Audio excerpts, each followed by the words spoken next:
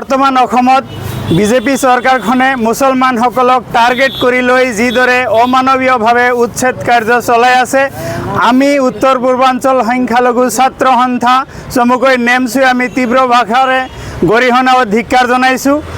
আমি নেমছুৱে দাবী কৰোঁ, আমি বিশ্বাস কৰোঁ, সমগ্ৰ অসমৰ মানুহে বিচাৰে যে যদি উচ্ছেদ আইনগত প্ৰক্ৰিয়াৰে নহয় তেনেহ'লে এইটো অমানৱীয় আৰু অন্যায়ভাৱে যে কৰিছে সেয়া একেবাৰে সত্য।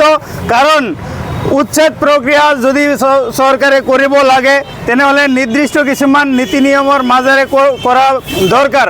কাৰণ উচ্ছেদ কৰাৰ পূৰ্বে সেইসকল নাগৰিক যিহেতু ভাৰতীয়, গতিকে সিহঁতক পুনৰ সংস্থাপনৰ ব্যৱস্থা কৰি যদি উচ্ছেদ প্ৰক্ৰিয়া চলালেহেঁতেন তেনেহ'লে কাৰো কোনো আপত্তি কৰিবলগীয়া নাছিল, কোনো ক'বলগীয়া নাছিল। কিন্তু উচ্ছেদ কৰিবলৈ গৈ শান্তিপূৰ্ণ উচ্ছেদৰ পৰা যিদৰে সিহঁতে গুলীয়াই হত্যা কৰিলে নিৰীহ মানুহক, সেয়া একেবাৰে জঘন্য কাম কৰিছে চৰকাৰখনে। আৰু আপোনালোকে জানে যে সেই সোণাপুৰ ট্ৰাইবেল বেল্টত সেই বেল্টত অকল মুছলমানেই বসবাস কৰি থকা নাই, তাতে অন্যান্য জাতি ধৰ্মৰ মানুহেও আছে। কিন্তু এই বিজেপি চৰকাৰখনে একমাত্ৰ সিহঁতৰ ৰাজনৈতিক উদ্দেশ্য সিদ্ধি কৰাৰ কাৰণে সিহঁতে সাম্প্ৰদায়িক মনোভাৱেৰে বাছি অকল মুছলমানসকলক টাৰ্গেট কৰি উচ্ছেদ কৰিছে।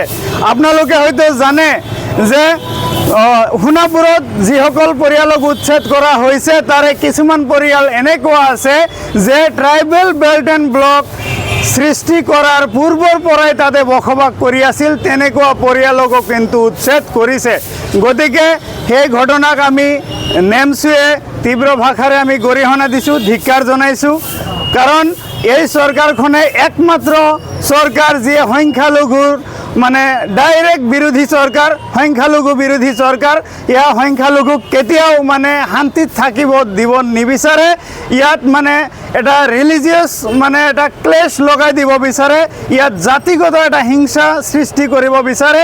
এনেকুৱা কৰি বিজেপিয়ে আগন্তুক নিৰ্বাচনী বৈতৰণি পাৰ কৰাৰ যি চেষ্টা কৰিছে সেয়া আমি নেমছুৱে কেতিয়াও সফল হ'ব নিদিওঁ। আমি ৰাইজৰ মাজত থাকি আমি সৎ কথা সদায় আমি কৈ থাকিম। আৰু এই চৰকাৰে যি অন্যায় কৰিছে ইয়াৰ জবাব, ইয়াৰ উত্তৰ কিন্তু ৰাইজে সময়ত নিশ্চয় দিব। এই বিজেপি চৰকাৰখনে অনাগত দিনত এই প্ৰত্যুত্তৰ পোৱাৰ কাৰণে সাজু হৈ থকাৰ কাৰণে মই আহ্বান জনাইছোঁ।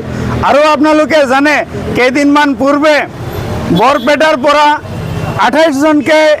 28জনকে নাগৰিকক বা 28জনকে মানুহক গোৱালপাৰা ডিটেনশ্যন কেম্পত দিছে, তাৰে অধিকাংশই ভাৰতীয় নাগৰিক। এটা কথা আমি সকলোৱে জানিব লাগিব, যদি ল'ৰাজন ভাৰতীয় হয়, যদি তেওঁৰ দেউতাকে যদি ভাৰতীয় হয়, তেনেহ'লে সেই পৰিয়ালৰ মানুহজন কেনেকৈ বিদেশী হ'ব পাৰে। গতিকে ইয়াত যে একেবাৰে ষড়যন্ত্ৰমূলকভাৱে যে কিছুমান মানুহক ডিটেনশ্যন কেম্পত পঠাইছে এয়া কিন্তু স্পষ্ট। গতিকে আইনৰ মাধ্যমত এই মানুহবিলাক নিশ্চয় ন্যায় পাব। কিন্তু ন্যায় পালেও সেই মানুহবিলাকৰ লগত যে অন্যায় কৰা হ'ল, সেই অন্যায়ৰ কিন্তু উত্তৰ সময়ত নিশ্চয় বিজেপি চৰকাৰক দিয়া হ'ব।